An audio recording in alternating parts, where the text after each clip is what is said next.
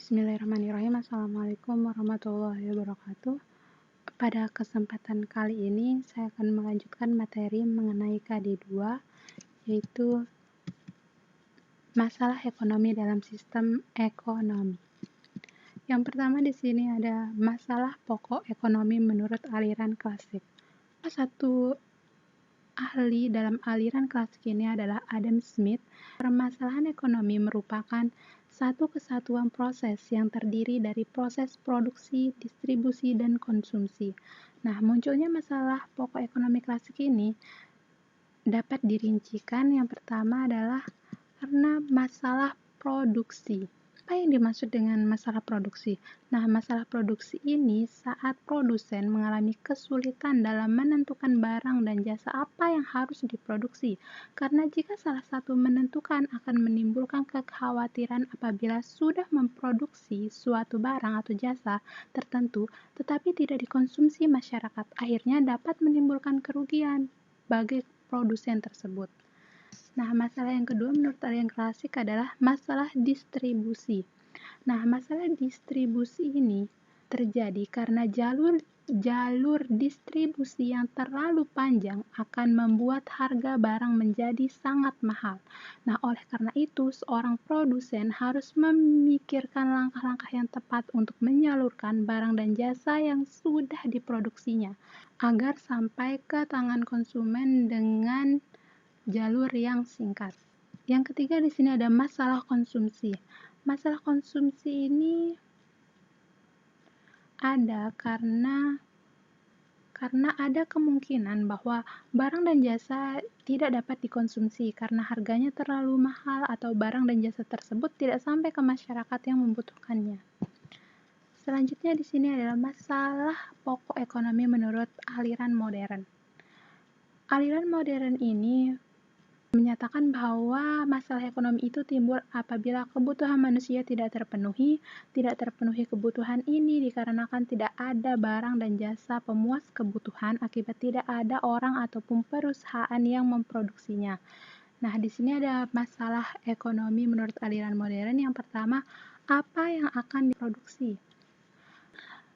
Permasalahan ini menyatakan bahwa barang apa yang akan diproduksi. Artinya di sini adalah produsen harus menentukan barang apa yang akan diproduksi. Dengan sumber daya alam yang tersedia, produsen harus mampu memutuskan penggunaan barang tersebut untuk sumber daya. Misalnya di sini, ada sebidang tanah. Digunakan untuk apa tanah tersebut? Nah, apakah untuk bercocok tanam, atau untuk membangun rumah, atau untuk membangun pabrik? Nah, keputusan yang tepat dapat mengatasi beberapa masalah ekonomi dan menekan sedikit kemungkinan timbulnya masalah baru.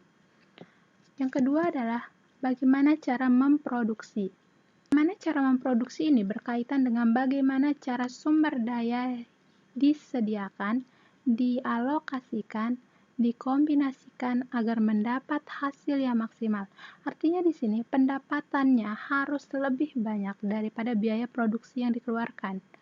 Nah, pertanyaan bagaimana cara memproduksi ini dapat digunakan untuk memecahkan masalah ekonomi, karena jawaban pertanyaan ini sangat berkaitan dengan penggunaan teknik yang tepat dalam memproduksi suatu barang, sehingga produsen dapat menghasilkan produk yang paling efisien.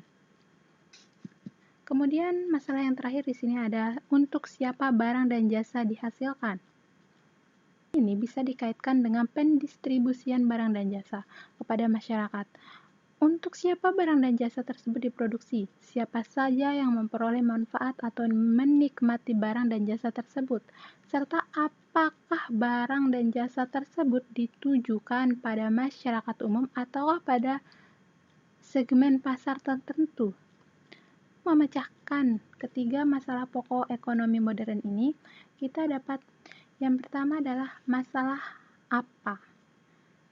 Kita akan memecahkan masalah ekonomi modern yaitu apa yang akan diproduksi. Nah, ada dan berapa banyak barang yang akan diproduksi sangat dipengaruhi oleh permintaan masyarakat. Jika permintaan masyarakat meningkat, maka harga barang akan cenderung naik dan produsen memperoleh keuntungan. sehingga akan memperbesar produksinya. Sebaliknya, jika permintaan masyarakat menurun, maka harga akan cenderung turun, sehingga keuntungan sedikit dan produsen akan mengurangi produksinya. Nah, untuk pemecahan masalah bagaimana cara memproduksi, bagaimana sumber-sumber ekonomi yang tersedia harus dipergunakan untuk memproduksi barang-barang, tergantung pada gerak harga faktor produksi tersebut.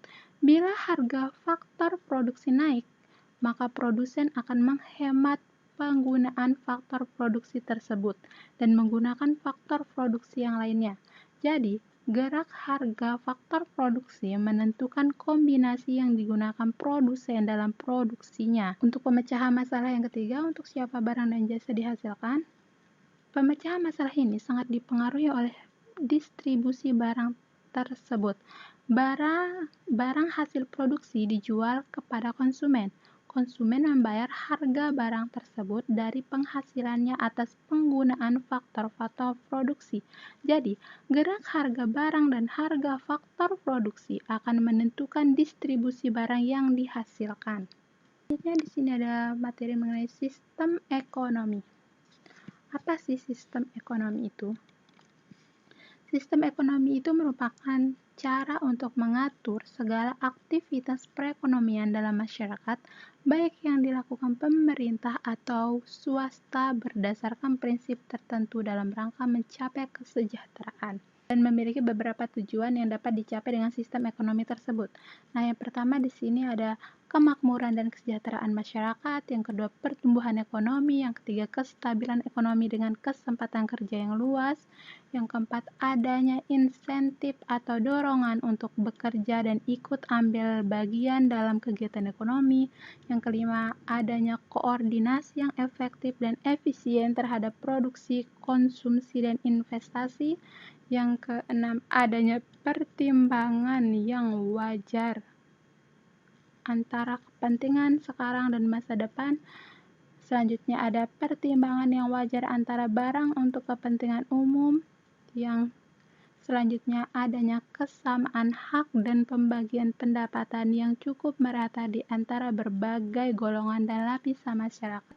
Selanjutnya adanya perimbangan yang wajar antara kekuasaan dan pengaruh antara atasan dan bawahan. Yang terakhir adanya hak-hak asasi manusia atau HAM, keadilan sosial, kebebasan, kesamaan, dan solidaritas. Baik, sekian untuk pembahasan kali ini. Terima kasih untuk perhatiannya. Wabillahi taufiq wal hidayah. Wassalamualaikum warahmatullahi wabarakatuh.